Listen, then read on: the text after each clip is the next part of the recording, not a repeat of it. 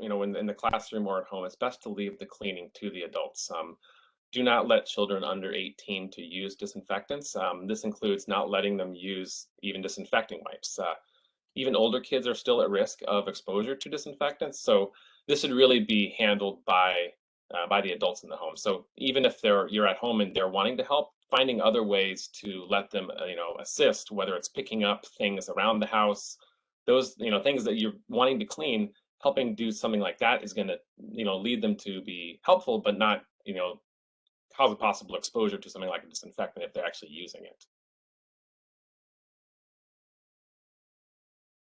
Yeah, I think we like to think that those disinfectant wipes are no big deal, but I do get calls with maybe kids are using them or something and then they put it in their mouth just because kids are curious. Again, everything goes in the mouth. And so, or maybe the disinfectant wipe is left on the counter and a kid comes up and thinks it looks fun to play with and then inevitably it'll go in the mouth. So that's an important point to remember.